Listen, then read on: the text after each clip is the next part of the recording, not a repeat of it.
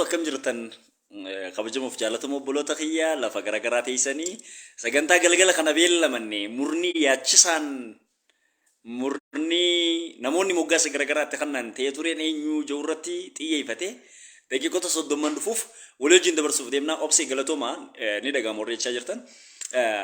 Akkuma beekamu akka tajaajilaa tokkootitti sagalee waaqayyoo keessaa kutaa tokko dubbiseetiin isarraa kan ka'e eegas booda dhaabbannee walii wajjin waan jiru daqiiqota 30 dhufu keessatti dubbanna. Sagalee waaqayyoo yeroo kana dubbisuuf ani fedhii qabu jiru kitaaba qulqulluu keenyarraa gara ergaa gara warra Tasalonqee irra dhaqeen kutaa tokko dubbisaa. Hanga namoonni seenanii dhaga'amaa akka jiru eeganii himtanii. Tasalonqee isa jalqaba boqonnaa 5 lakkoofsi 21 akkas jaa. Garuu waan hundumaa qoraa isa gaarii jabeessaatii qabadhaa. Akkuma beekamu waan hedduutu jira. Sagalee waaqayyoo kanaa fi ergamichi Phaawulos warra Tasalonqeetiif yeroo barreessu obboloota keenya yeroo Tasalonqee jedhaniin waan hundumaa qoraatii isa gaarii ta'e qabadhaatii isa jabeeffadhaa jaa. Arraan tana kaasirratti wal argineef wanti hundinuu waan dhugaa biyya fakkaatu keessa akka jiru beekamaadha. Hullum marmuru malkaam hundin yaazuut waan sagalee waaqayyoo jedhuuf hulluu marmara hundini qorama hundini ilaalama. Kanaafi sagalee waaqayyoo kutaa kanarra jiru karaa lamattiin isinitti himuu barbaadanii jalqaba. Sodaa malee waa hundumaa qoranii beekuun dirqama. Biyya kana keessatti nuyi amantiin keenya garraamii malee gowwaan hin goone. Biyya amantiin garraamummaa osoo hin ta'in gowwummaatti hiikame keessa waan jirruuf garaagarummaa gowwummaa fi garraamummaa addaan baasnee akkanii fi beekuun barbaada. Waan hunda qoruun shakkii yookaan ta'an amanuu dadhabuus miti. Namoonni wantoota qoran gantoota miti. Yeroo hedduu waldaa keessatti argitan yogguu ta'u keessumaa bara kana ittiin nama goyyomsuuf dhukkubsataafis kadhatanii waan ati namannee fi jaan waaqayyo amanuu keenya garas darbee waaqa hojjechuu danda'udha. Ani waaqan daangeessu waaqanan hojjechiisu miti. Kanaaf wantoota yeroo qoraatii ilaalaa ja'amtan wanta qoranii ilaaluun akka waan shakkitummaa yookaan ta'an amantii irraa kufuutti biyya lakkaa'amu keessa teenyee akka akkas hin taane jala murtanii akka beektanii barbaada. Sagalee waaqayyootu qoraa laalaa ja'ama. Lama faadhaa isa gaarii ta'e qabachuudha. Egaa wanti hundi gaarii miti. Addunyaa kanarra waan hundaa jira malee. Waan hundi nu biyya gaarii hin taane keessa teenyee isa kanaan isin himuu barbaada. Qabxiiwwan gurguddaa shangaaniin kaasa galgala kana. Ni jalqaba ejjennoo ofii beeksisuun gaarii waan ta'eef jecha ejjennoo kiyyaan beeksisa. Akkuma beekamu kaleessa galgala akkan isin beellame murni yaaddeessaan, murni doorsisaan, murni yeroo tokko tokko maqaballeessitu fakkaatu, murni yeroo tokko tokko nama dhugaa fakkaate biyyi guutuun itti sagadu. Hundinuu ilaalcha garaagaraa qabatee jala fiigu ta'ee tureen eenyu?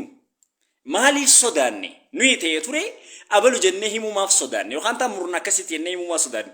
Sodaa moo garraamummaa moo waan bu'aa dalgaa biraa argannutu jiraahi murna kana dura dhaabbachuu sodaanne. Eenyu faadha murni kun? Yoo fedhii keessan ta'e hanga dhumaatti osoo fi waan kanan dhaggeeffanne koomentiis yaadaas waan hamaa hin godhina. Garuu gabaabumatti qabxiiwwan shangaan kaasu keessa ani jalqabaa ejjennoo dhuunfaa kiyyaa isin beeksisuun barbaada. Ani maqaan kiyya Abdusalaam Ridwaan Sheemaa Mashii Yusuf ani hojjetaa wangeelaati.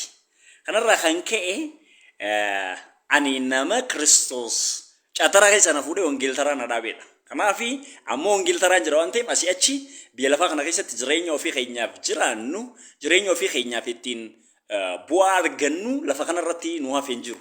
Amma yoo gara gooftaa deemnes yoo har'a gooftaan dhufes Abdusalaam irraa wanni irratu hin jiru. Waa hundinuu yeroo darbe fiixaan beera jaamee fannoo irratti xumurame waan ta'eef.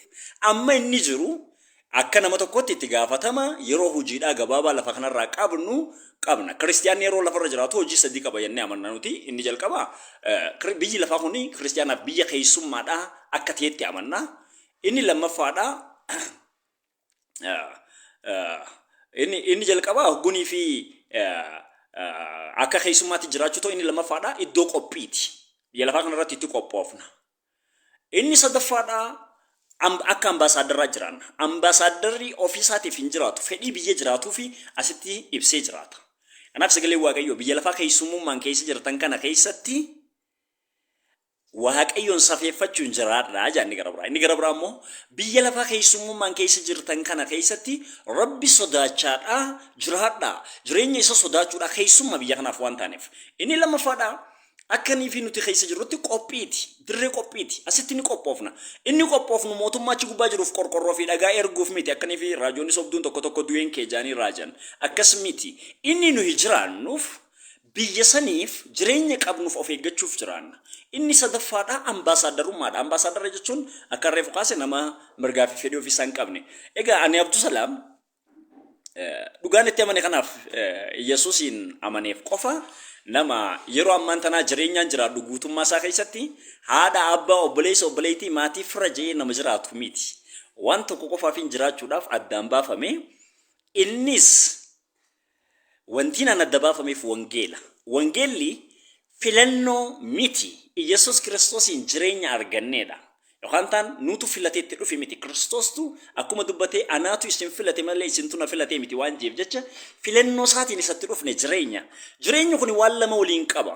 jiruu barabaraaf ta'u isa gaaraanta ta'e isa wabii guutuu qabuu fi namiin dhagaamu joo muraasni ni jira ni dhagaama garuu ijoolleen hedduun ni dhagaama jetteetu barreessaa jirti waan ta'eef bilbila keessirreessi gaashu achirra annaa gabaabumatti jireenya kana waan lamaani inni tokko fayyina barabaraaf ta'u isa ittiin fudhanne yogguu ta'u inni lammaffaadha gatii inni nama baasu hundumaa baasuudhaaf jireenya itti galleedha egaa qabxiin kiyya jalqabaa ejjennoo dhuunfaa kiyyaa isa guddichaa isinii kaasa ani ejjennoon kiyya dhuunfaadha inni jalqabaa guddaan an nama dhugaatti amaneef akkumanii fi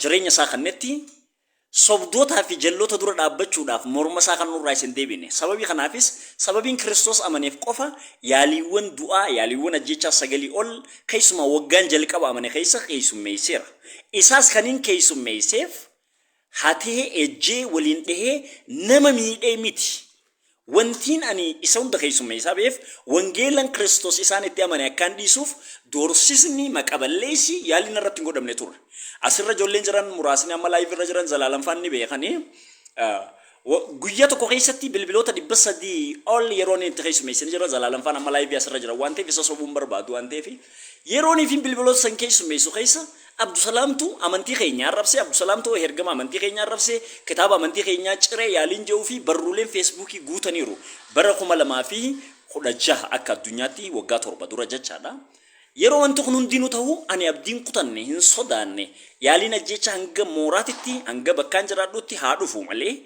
Yesuus jalaa hin hafne kanaaf Abdusalaam isa kana hogguu ta'u egaa waa'ee keenyaa fi waan jiru eega kanaan dhaabne namni hedduun seenaa jira waan ta'eef arra waan guddaa nu fide tokko isa kaasuu qabna ni jalqaba haalli amma keessa jirru maali amma haala keessa jirutu baay'ee na yaaddeessaa dhufe wangeelli Kiristoos isa amannee tajaajiluuf adda baane ta'ee osoo jiru haalli amma keessa jiru baay'ee yaaddeessaadha haalli amma keessa jiru maaltu yaaddeessaa godhoggennu yeroo ammaan tana keessumaa mee waa'ee waan ammaan tana waldaa keessa dhaloota gidduu fi jireenya tajaajiltoota keessa jiru haa kaasnu ni jalqaba arra waldaa keessa waaqayyo hojjechuu jira eeyyee hojjechuu jira sababis waaqayyo baroota keessatti dhuga baatu malee of hin dhiisne waan ta'eef waaqayyo akkuma kaleessaatti arras humna guutuudhaan aangoo guutuudhaan waaqummaa guutuudhaan waaqa hojjetudha kaleessa waaqayyo keenya hojjechaa ture waaqayyo keenya waaqolii ormaa keessaa adda godhu inni jalqabaa fi addaatu akkuma kaleessaatti arras hojjechuu isaati akka bara ergamootaatti akka bara raajootaatti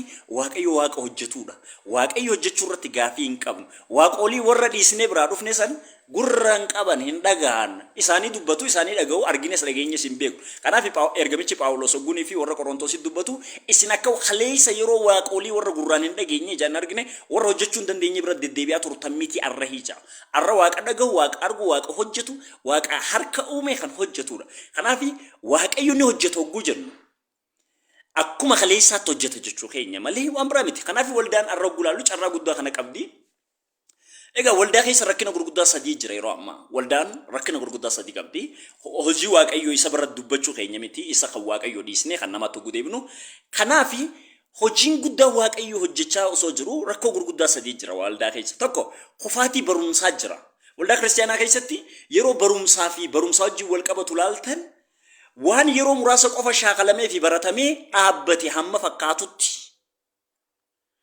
barsiisni waldaa kiristaanaa keessatti akkam barbaachisneetti xibaarri wacni ergaa wanni fakkaatu dinqii wanni fakkaatu milikiita wanni fakkaatu filmiiwwan hedduun yeroo waldaatti dhuunfatanidha. Isa kana akkuma kaleessa sagalee waaqayyooti wajjin adda baatan jee Luuter warra kaatolikii mormetti arras sagalee waaqayyoo qofa yookaan tan sola scriptura jennee falmina malee matumaa hin obsinu. Rakkina hanqina barumsaatiitu jira. Kuni inuma barumsarraa kufuutu jira waldaa keessa. Lallaba sanbata ganamaarraan kan hafe amantoota waldaatti qabanii barsiisuun duuka bu'aa godhuun rakkina guddaa kufaatii guddaa keessa jiru. Inni lammaffaa kufaatii qulqullina jireenyaatu waldaa keessa jira. Waldaa keessatti irra waa'ee jireenyaa, waa'ee qulqullummaa barsiisuun, waa'ee qulqullummaa dubbachuun akka waan faaraa ta'utti, akka waan duuba hafaa ta'utti yeroo fudhatamaa jiru. Namoonni sirbaaf faarfannaa walqixa yerootti yeroonii fi keessa jiraatan namoonni tajaajilaas ejjaas machis waa hundumaa waliin hogguu borcan waldaan qulqullina jireenyaa kanarratti xiyyeeffattee dubbachuu dadhabuutu jira. Inni sadaffaa kufaatii mul'ata dhabuuti waldaan. Akkuma beektan waldaan keenya fakkeenyaaf an tajaajilaa makaana Yesuus waan hin ta'eef waldaan keenya kaleessa riqicha namoota ta'an namoota aarsaa kafalan namoota du'anii waldaa dabarsanii nu kannanii jira. Arra garuu dhalootatti aanutti maal kennuudhaaf waldaan qophaa jirti kan jedhu gaafii biraate obboleeyyan kiyya. Kanaaf karaa kanaan hubadha. Kufaatii barumsaa, kufaatuu qulqullina jireenyaa, kufaatii mul'ataatitu waldaa keessa jira jechuudha. Inni lammaffaadha rakkoo akka tajaajiltoota qabnu laaluu qabna. Anis tajaajila waan hin ta'eef hojjetaa wangeelaatti waldaa keessa hin jiran waan ta'eef. Yeroo har'aa tajaajiltoonni waldaa keessa jiran hundi isaanii jechuu yoo baadhees muraasni warri dhugaadhaa akka jiran ni amanna waan ta'eef rakkina gurguddaa hedduutu jira tajaajiltoota gidduu. Kan callisnuuf ormaan nu taazzaba jennee haa ta'uu naan gallee wal sodaannee haa ta'uu naan gallee yookaan sagalee waaqayyoon nuun gallee naan gallee wanti amma deemaa jiru naa galu baatullee garuu rakkoo gurguddaan tajaajiltoota bira jiru inni jalqabaa jireenya waamichatti waamamne hojii walgitu jiraachuu dadhabuun akka tajaajilaatti bal'inaan mul'ata. Arra tajaajiltoonni keenya baay'een waamichi isaanii maqaan isaanii guddaa jireenyi isaanii gabbu'aa fi xiqqaadha. Inni kuni jireenya waamichaa walgitu jiraachuu dadhabuun tajaajiltoota bira bal'inaan mul'achaa jira. Inni lammaffaadhaa yeroo har'aan tanaa keessatti akka tajaajiltoota rakkinni nuti qabnu tajaajila saba tajaajiluuf waamamne hojii walgitu kannaadhaa hin jirru. Sabi nuti tajaajiluuf waamamne bakki irra jiruu fi bakki nu irra jirru adda adda. Egaa inni sadaffaa fi biraa abbummaa dhabuudha. Tajaajilli kuni haala qacaramtummaa, haala iddoo carraa hojii uummachuudha, haala wantoota tokko tokko fakkaachuudhaan haalatti tajaajila keessatti namoonni tajaajila mana waaqayyoo iddoo biddeenaatti godhan jira. Kun rakkina akka tajaajiltoota qabnu. Kana qofaa miti. Itti dabalee fi isinii kaase akka tajaajiltootaatti jallina dhugaan dhugaa jechuu dadhabuutu nu bira jira. Baleen kiyya tajaajila namoota addunyaarra jiru keessaa kan adda godhu afaan waaqayyoo ta'uu isaati. Afaanni waaqayyoo namni ta'e kuni sobaan soba dhugaan dhugaa jechuu waan sodaateef arra naa galaan jiru. Nuyi sobaan soba jechuu dhugaan dhugaa jechuu maaltu nu dhoowwa? Moo waldaa keessa jaarsoliitu aangoo qaba yookaan tan gartuu horiin nama deeggartuu jira waan garagaraa jira isaantu buddeena nu dhoowwata jenneeti naan galle inni kunis garuu rakkina keenya inni kuni sobaan soba dhugaan dhugaa jechuu barbaada. Egaa rakkoonni sadaffaa amma qabnu kan dhalootaati. Dhaloonni keenya eenyuun akka hordofan kan hin beekne maal akka barbaadan kan hin beekne baay'eedha waldaa keessa. Yeroo dhiyoodhaas feesbuukii irrattis bakka tokko tokkottis keessumaa isaan ramata duree keenya ta'e peejiin kun yeroonii fi kaafamu koomentii jala jiru hogguu dhaqxanii ilaaltan dhaloonni arrabsoo biyya lafaatti wal arrabsituuni wal arrabsa. Salphina biyya lafaa wal salphisiistuuni wal salphisa.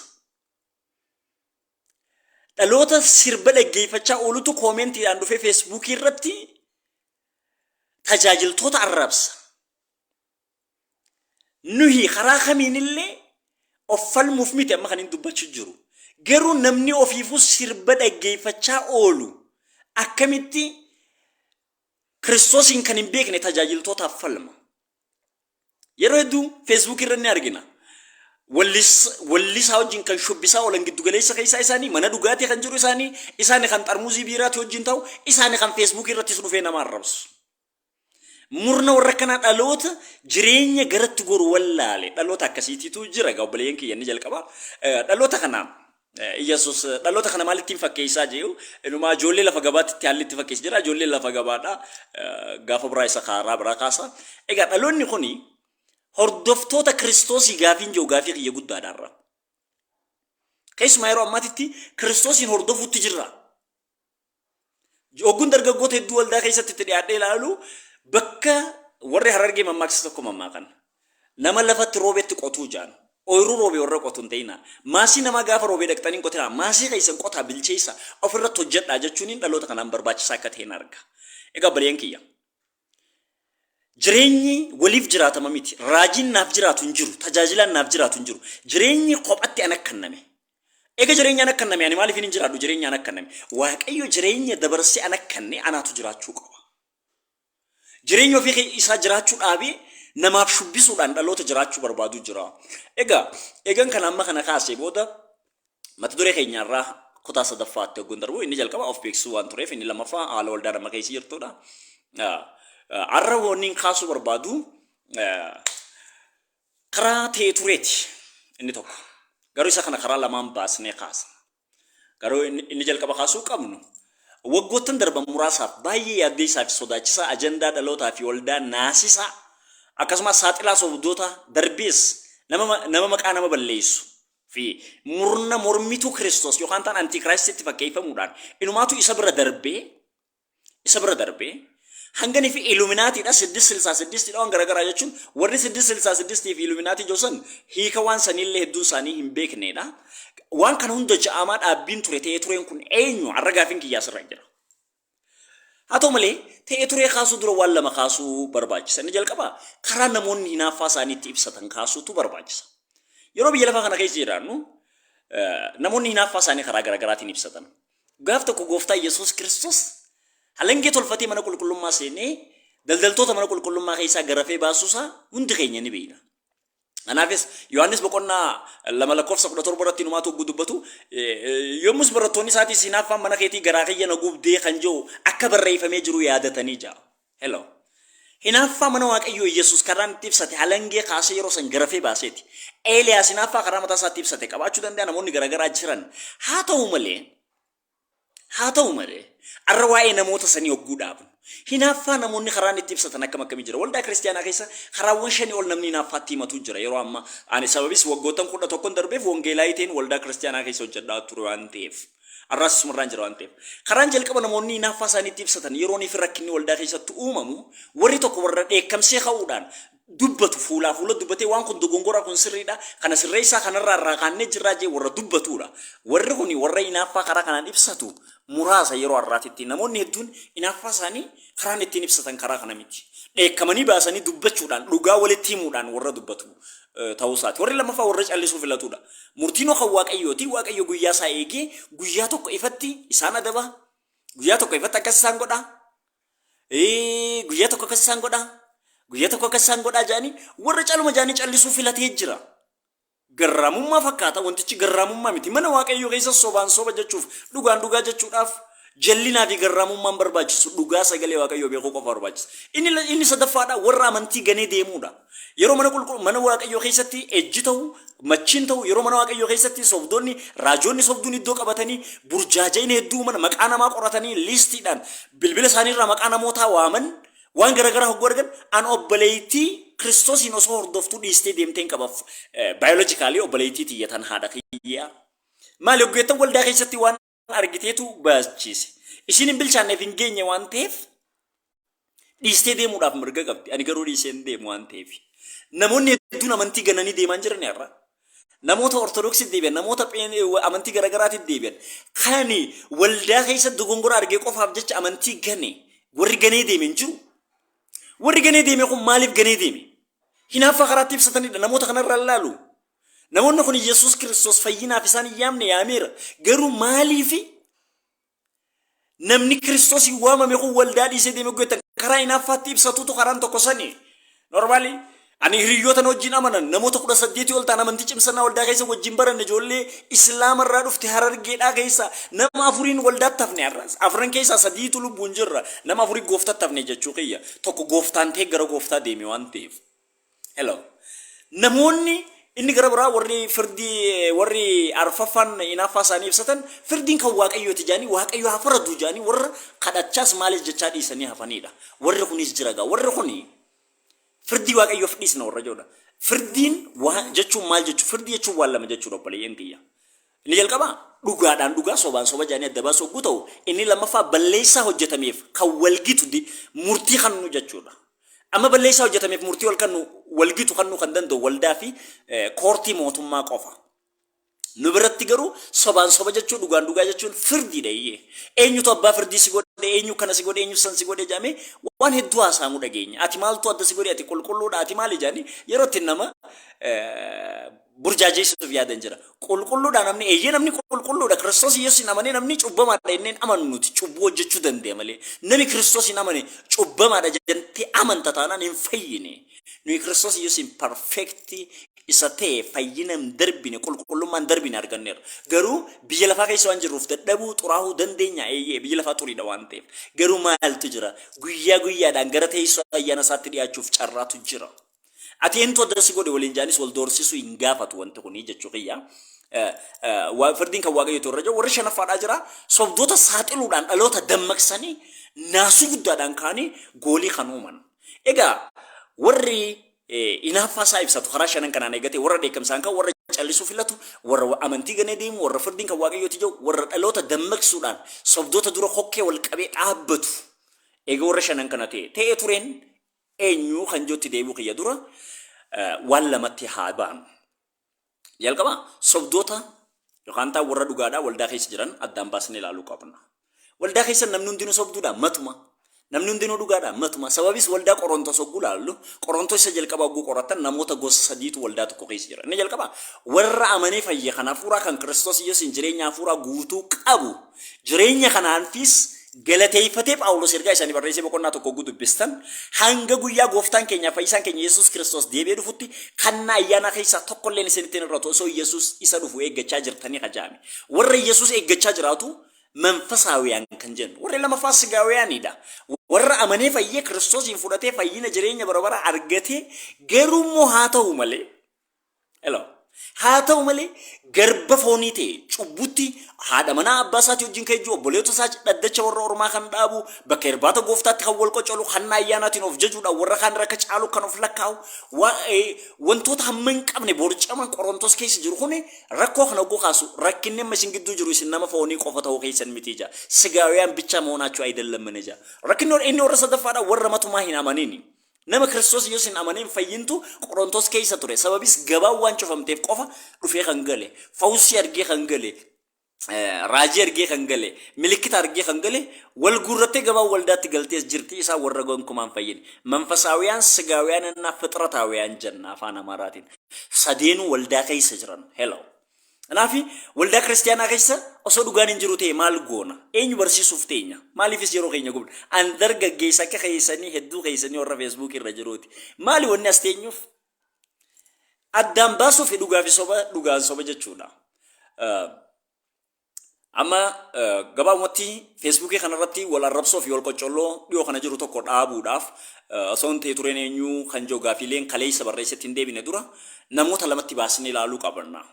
Ta'ee ture ilaalchisees ta'e waldaa kiristaanaas ilaalchisee ta'e raajoota hordofuus ilaalchisee ta'e tureen eenyu ta'ee turee beekuun nurra jira.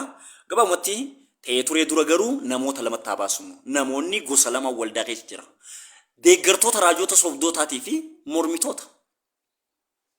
Deeggartoonni raajoota sobdootaa gartuu lameen kana keessa ogguu gartuu lama baasnee ilaallu amaloota mormitoota sobdootaa keessaa muraasa kaasuun nurra jira. Warri raajoota sobduudhaan sobduu jaanii warra tajaajila dhugaatiin dhugaadha jaanii jiraatan amala kanneen warreen qabaniidhaan dhaggeeffadha. Amala deeggartoota dhugaadha. Amala mormitoota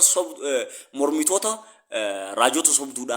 Amala mormitoota dogongoraa muraasaan isin argisiisa. Eegas booda amala deeggartootaatti deemna waan ta'eef. Amalli mormitoota sobdoota keessaa muraasa kulaallu ni jalqaba dubbii waaqayyoo maal jedha jechuudhaan warra kaanii fi warra ragaa kitaaba qulqulluu qofa qabatanii dubbatanidha. Hello.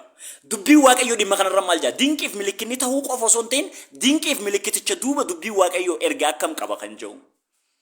Warra dubbii waaqayyooti waa hundi safaru. Warra dubbii waaqayyoo safartuu kiristaanaa kan kophaati je'ee amanu. Mormitoonni sobdoota baay'een isaanii irra isaanii. waldaa keenya keessatti wanni raajoonni sobduuf tajaajiltoonni sobduun ittiin nama goyyomsa waan sadii jira. Inni jalqaba maqaa isaa yaamanidha. Maqaa Yesuus fayyadamaa akkamitti hafuura qaalluutiin hojjetan jettan akkamitti sobduu jettan jedhanii namoonni hedduun nu morma. Warri lammaffaadha warra dinqiif milikkita isaan hojjetan ilaalee goyyoomeedha. Warri sadaffaadha hojii gaarii isaan hojjetan ilaalee warra goyyoomeedha. Hojiin gaariin isaan hojjetanis ergamichi Qorontoo isa lammaffaa boqonnaa 11:15 kaastanii gulaalta. Tajaajiltoota qajeelinaaf fakkeessa yookaan hojjettoota qajeelinaaf fakkeessa. Seexaanni ofiisaa akka ergamaa ifaatti of jijjiiruu danda'a waan ta'eef kun isin hin dinqinii jee. Hello. Hojii gaariidhaan goyyoomuun hin barbaachisu. Hojii gaariin goyyoomuun hin barbaachisu. Dinqiif milikkita taanaan Tasalonqee isa lammaffaa boqonnaa 2 lakkoofsa 9 irraa kaasaa hanga 12 dubbisaa jira keenya.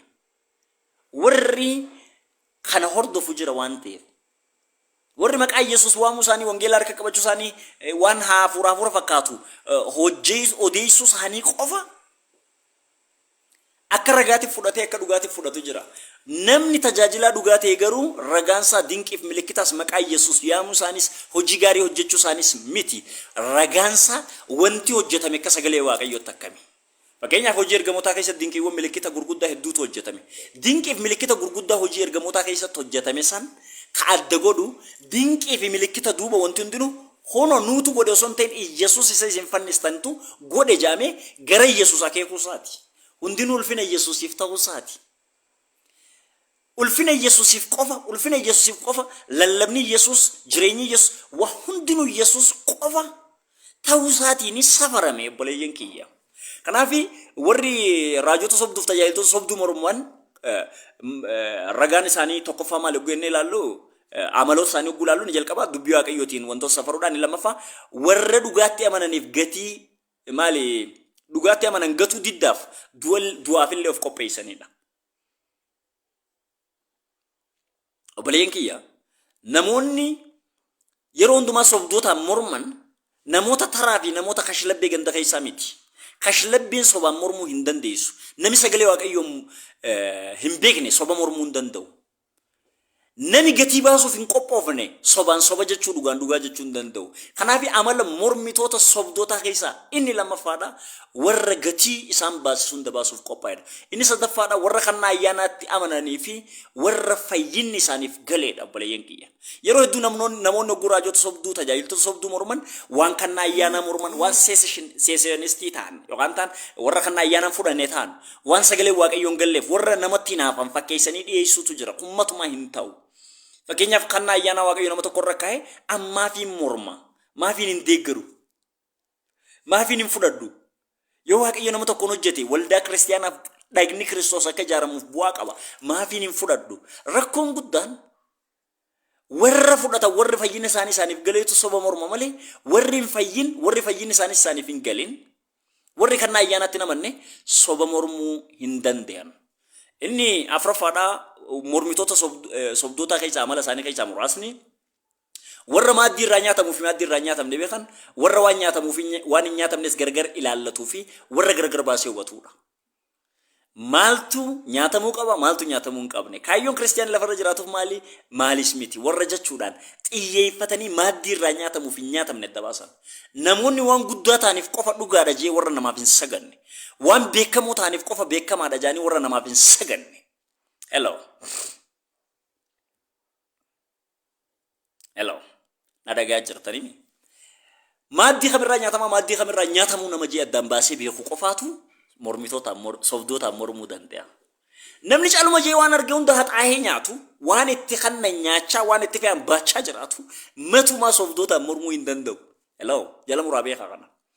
Amala mormitoota sobdootaa keessaa inni shanaffaa fi gara biraa yeroo tokko warra sobdootaan miidhaan irra geessu ta'uu mala isaan kanneen argitanii haaloo dhuunfaadhaa qabaachuu malanii isaan kanneen xiqqoo moggatti qabnee ilaaluu qabna. Inni gara biraa warra hinaafaan mana Waaqayyoo garaa isaanii gube warra badiinsaa fi qofaatiin dhaloota isaa yaaddeessuus ta'uu danda'an. Qofaatii fi badiinsi dhaloota irra gahu akka arra salphatti ilaallu miti. Arraan tan akka salphatti ilaallee callisna ta'a. Garuu boroo hamaa ta'a. Warra wanta kam yaaddeessuutu sobdootaan sobde dhugoota warra dhugaatiin dhugaadha jechuu danda'a. Namni hundinuu sobaan soba jechuu akka hin dandeenye beeka. Inni gara torbaffaa fi inni gara biraa warra itti gaafatamni ta'e dhagahamuu fi warra ba'aa wangeelaa qabantu sobaan soba dhugaan dhugaa jechuu danda'a. Girrisaan jumlaadhaan raajii deeggaru, girrisaan jumlaadhaan tajaajilaa beekamaa tokko deeggaru matumaa inni nama dhugaan galeef miti. Kanaafi warri itti gaafatamni ta'e dhagahamu warri ergamni wangeelaa harka jiruutu warra santu sobaan soba dhugaan dhugaa jechuu danda'a. Saamii eegi ganaadha wantichi kutaa lammaffaas ittuma gaffufaa jira wantichi ganaadha dhageeffadhu. Inni gara biraa warri amala mormitoota sobdoota keessaa kan biraa maal hojjetan warra yeeyyii fi hoolaa gargar beeku. Warra yeeyyiin yeeyyii jechuu danda'u, hoolaan hoolaa jechuu danda'u warra ifitti amantummaa qabudha. Namni ifitti amantummaa hin qabne soba mormuu hin danda'u. Namni ifitti amantummaa hin qabne soban yeeyyiin yeeyyii jechuu hin danda'u. Yeroo hedduu yeeyyiin yeeyyii jechaa jiraanne nuti. Haa ta'u malee ifitti amantummaan keenya ga'umsaaf dandeettii keenya miti sagalee waaqayyoo waan nu abboomeef gatii hedduu nu baasiseera. Waldaa keessatti nu tolee barcuma irra taa'uu dandeenyu barcuma kan gadhiisuuf hedduu isaanii sobni soba waan ta'eef soba wajjin walii galuu guddiddudha. Inni gara biraatiif saglaffaadha amala warra sobdootaan mormanii yaa gara isa xumuraa hogguu ta'uu akkaan amma asiin kaayutti warra namootatti hinaafuudhaan kaka'an muraasnis jiraachuu danda'an. Hinaaffaa fi namoota jibbuu qofaan warri nama morman muraasni jiraachuu danda'u, jiraachuu malu. Egaa isaaniif isaan kanaaf fakkaatan. Egaa kun kanaan osoo jiru amala deeggartoota sobdootaa keessaa muraasa isin agarsiiseen gara ta'e tureen eenyu deemna. Yeroo hedduu deeggartootni sobdootaa feesbuukii kanarra guutuudha. Deeggartoota sobdootaa muraasni warra gara laafee arraan tana gara laafummaan hordofan jiraatan illee hedduun isaanii deeggartoonni sobdootaa eenyu faadha. Gabaabumatti namoonni deeggartoota sobdootaa ta'an inni jalqaba namoota sagalee waaqayyoon galleefidha. Sagalee waaqayyoo caalaa sabboonummaadhaan, sabaan, gandaan, firaan, beekamtummaadhaan walitti dhihaachuudhaan warra nama jajanidha. Sagalee waaqayyoo wanneen kanneen bira darbee jireenya isa dhugaa waan nama jiraachisuuf jechuu kiyya. Egaa baleen kiyya. Deeggartoonni sobdoota amaloota akkam akkam qaban. Xiqqoo isaanis hin argisiin gara ta'e tureen eenyu deemna. Sababis murnicha ifa baasee har'a waan hin waamuu qabuuf. Deeggartoonni sobdoota muraasni warra gara laafeessotaa fi hinaaffaa beekumsaan hin deeggaramne qabanidha. Gabaabumatti. Namoonni sobdoota deeggaru hedduu jira. Raajota sobduu, tajaajiltoota sobduu, gaggeessota sobduu namoonni deeggaru hedduu jira. Warri kuni warri jalqaba warra akkamii hoggeen ilaallu gara laafeessota garraamii isaan jennu. Garraamota kan ta'an hinaaffaa beekumsaan hin deeggaramne kan qabanidha. Hinaaffaan keenya beekumsa dubbii waaqayyootiin deeggaramuutu irra jira jara keenya. Hinaaffaan beekumsa dubbii waaqayyootiin hin deeggaramne boru waaqa tolfamaa waldaan keessa hogguu dhaabbatus garraamummaadhaan akkasii matan nama godha. Kun himatumaan ta'u. Kana kannineeti mormi kun citee eegasii booda waaqayyoo hojjetti fuufna malee waldaa keessatti xuraa'ummaan hin kannamtu kan jiru garraamummaa qofa miti. Elaw dhugaa garraamummaaf gowwummaa gidduu garaagarummaa jiru beekuu barbaachisa. Garraamummaan wantoota tokko garaa qajeelinaatiin fudhachuu hogguu ta'u gowwummaan waan nama fe'an hundumaa baachuu waan nama kannan hundumaa nyaachuudha. Kana ala ta'uutu namarra jira jara keenya. Egaa amala deeggartoota sobdoota keessaa inni jalqaba gara laafeessota hinaaffaa beekumsaan hin deeggaramne warra qaban warri kun ammoo warra waaqayyoof hinaafan of se'uudhaan mormitoota saaxiluuf gartee sobdoota dura dhaabbachuun akka hinaaffaatitti warra lakaan hinaaffaa isa jennu gaa isa hinaaffaa isin jettan miti ቅንዓት መቅናት በሰው ላይ መቅናት ሰው ላይ መነሳት namoota rakkau namoota tinaafu maaf na darbajaani jallinaan ka'u warra akkasaniitiin lakkaanidha.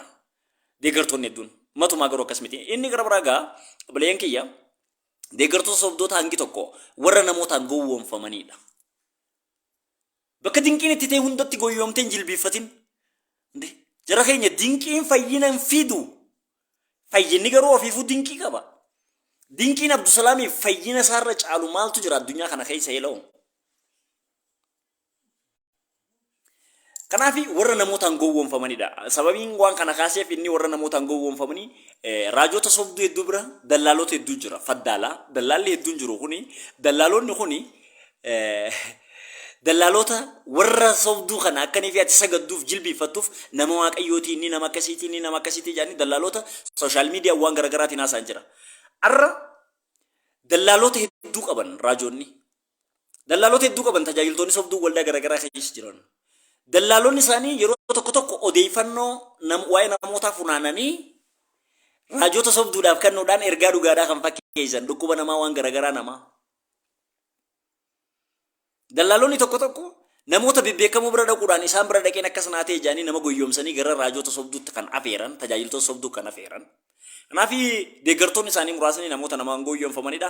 Deeggartoonni sobdoota garri caalu warra dubbii waaqayyoo fi dhugaan ni barsiisuun beeknedha.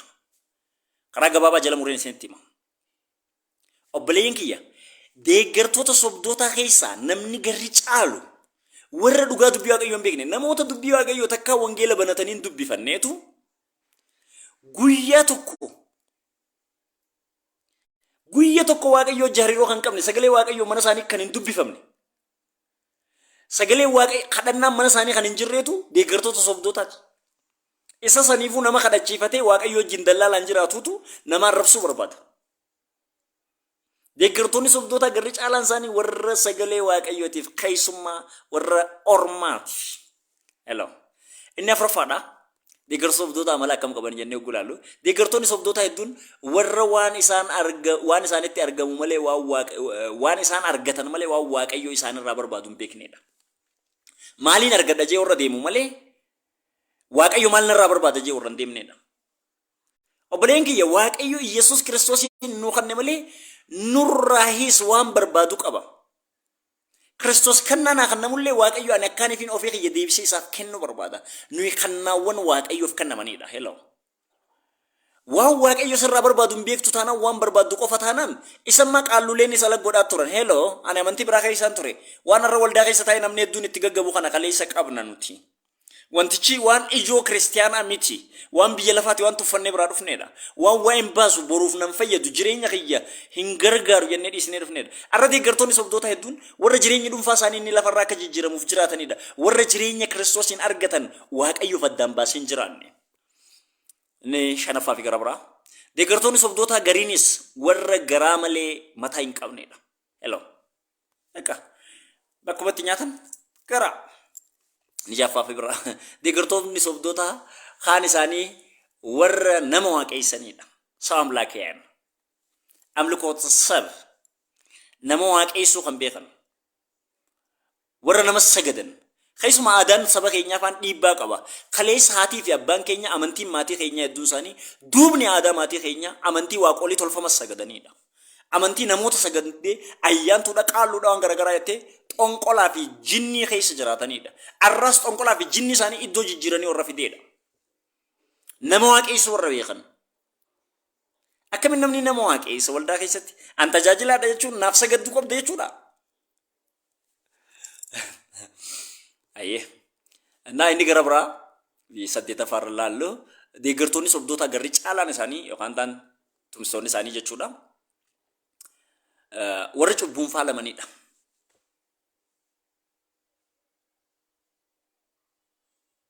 Warra cubbuun faalamanidha.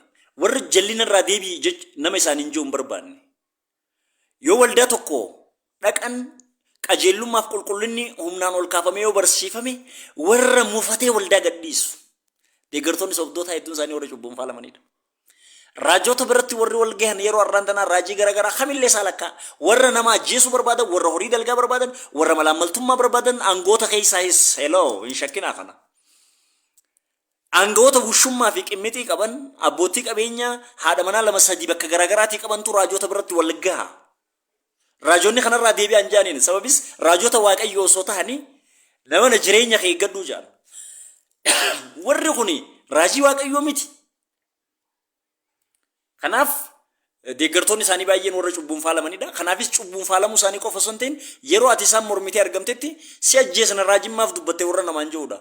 Raajii dubbachuun Kiristoositti dubbachuudha. Kiristoosittuu yoo dubbate namni waa'ee Kiristoos gaafii inni gaafateef deebii kan nama malee nama ajjeesna. Yeroo dhihoo as jalloonni hamoonni warri nama ajjeesuu barbaadan deeggartoonni raajota baay'een isaanii bal'inaan akka jiran argaa jirra. Warra aangoo qabu jira. warri qabeenyaa qabu jira, warri humna qabu jira, daldaloonni kalleen jiran hello kan yoo raajii dubbate siin ajjeesa namaan jaan raajii gooftaa godhatanii kan jiraatan warri kuni warra cubbuu isaaniif jallina isaan keessa jiran keessa deebi'a namni akka isaan hin joon barbaannedha deeggartoonni isaanii baay'een. Fakkeenyaaf yeroo dhiyoodhaas sababii ta'ee ture kana ijoollee muraasatti barruun barraa'uu fi ergaan ergamu anaaf dabalatee isin ajjeesana kan jedhudha. Anaaf naan shakkina ani du'eetiin eegale ishii waggaa 12 dura waan haaraa inni jiru caataratti hin du'ee dhufeen inni irra jiru Yesuusiif jiraatu garuu ijoollee hedduun isin ajjeesna jaanii doorsisni ergama.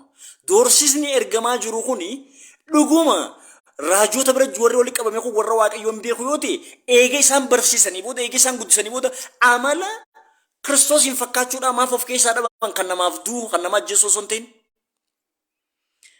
amala nama ajjeesuudhaan kan qabu dhuguma. Kanaaf deeggartoonni sobdoota garri caalaan warra cubbuudhaan faalaman warra jallinaan guutamanidha jenna. Inni gara biraa deeggartoonni sobdoota hedduun isaanii warra osoo hin amanin duras mana qaalluu yookaan ta'an awuliyaa fi hafuurota tolchaan jooruu baranidha. Joortoota.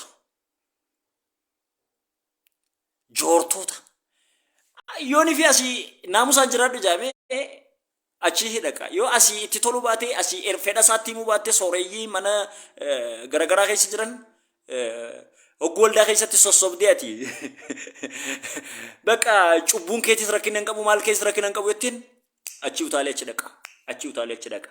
Sababis warra himtee barbaadan himtee beeytanii hello himtee oduu waa'ee xiyyaa maal jaa maqaa keessa qabaleen beeytu isa mattaawaqaa irra jiru isa ollaan keessa hundi beeku waaqayyo wallaaleeti maqaa xiyyaa meettee kan nama jala gaggab deeggartoonni hedduun isaanii warra kana deeggartoonni sobdoota hammi tokko warra ergama addaa fudhatanii hojii mootummaa waaqayyoo balleessuuf ergamanidha.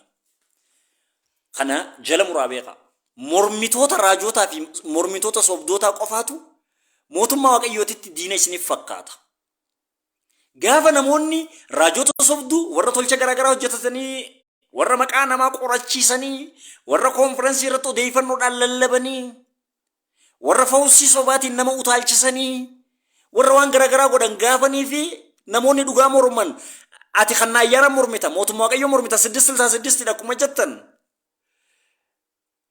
warri balleessuudhaaf mootummaa waaqayyoo mancaasuudhaaf mootummaa waaqayyoo sammuu dhalootaa keessatti akka iddoon qabaanne mootummaa waaqayyoo akka biftisii manca'uuf warri ergama addaa fudhatan jiran.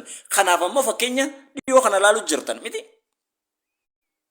dhiyoo kana laaluu jirtan afaan amaaraatiin kan tajaajilan tajaajiltoonni lama qeesota ortodoksii bira dhaqanii hoggunii fi masqala tasaallaman hin laalleessin ergamni itti kannamee gara waldaa lixanii ortodoksii wangeela dhugaa ba'uun hin barbaachisu kan jiru hin jiranii. Ortodoksii tentaayit beeta kiristiyaana achinaa wadazzaan hin mallasaallan kan jiru hin argine isin paastarii waldaa keessaa ani paastarii dhajeef yaamu.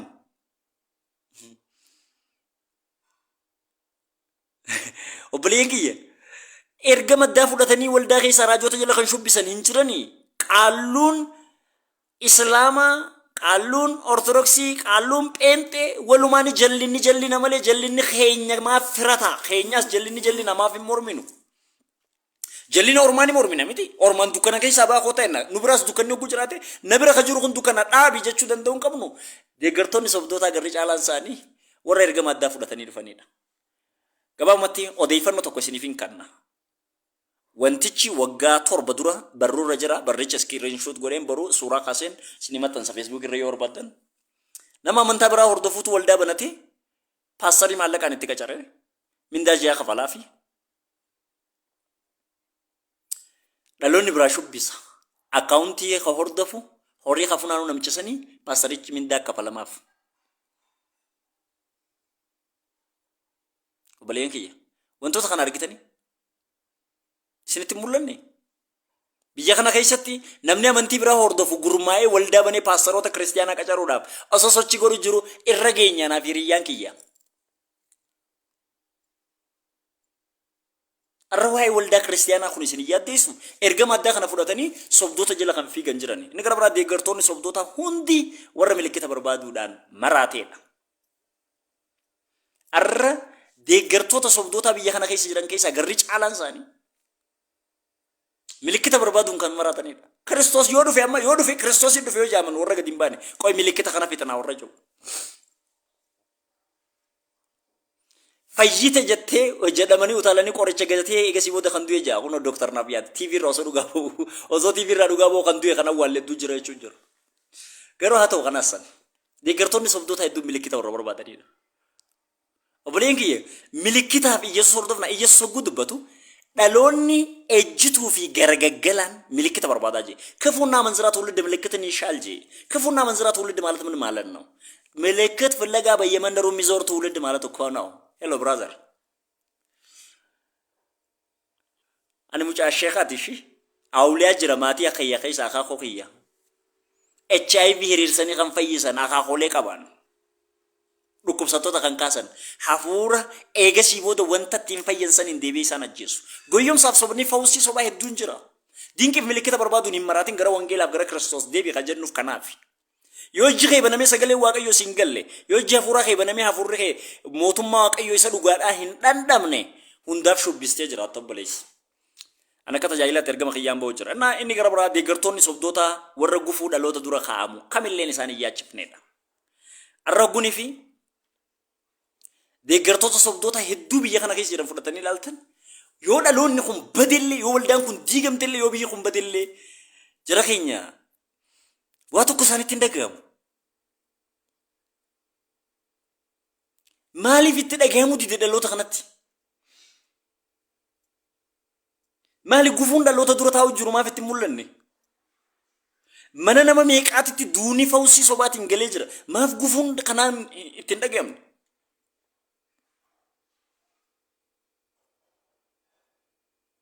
Obboleen kiyya yoo huma dandeessan yoo soba mormuu hin dandeessan ta'e gufuu dhaloota dura dhaabbatu mormuu hin dandeessan ta'e afaan keessan qabadhaa gataa sagalee waaqayyoo baradhaa. ያወራው ያለው በኢትዮጵያ ባለው ሐሰተኛ አገልጋዮች ዙሪያ ብቻ ሳይሆን በሐሰተኛ አገልጋዮች ደጋፊዎችና ተቃዋሚዎች ዙሪያ ነው። ጆንሰን ስለጠየቀኝ ነው። ቴንክ ዩ ብራዘር። እና ሜ ማላተውሺ ወልዳን ኩን ዲገምቴስ ዲመሳኒ ምት ኒበራ ቦታ ቀብና ጆል የዋን ብርደብደል ወሪያማንተና አፋንተ ኮን ዱበኔ ወልደገው ጅሩኹን አቦታ ቀብና yoo xiqqaate karraa dhufne abboonni keenya guddinaasum safaadhaaf carraa biyya biraa jiraachuu osoo qabanii carraa jireenya fooyyaa umriidhaan lafarra turuu osoo qabanii hoolota kana bittinsee deemurra jaanii warra du'a filatan abboota akkasiirraa dhalattee kashlabbii fi gaddeebitu gufuun dhaloota dura taa'u si yaaddeessine eegataate hello ega kun si yaaddeessu ta'e maalirree faayyaan kee maali faayidaan kee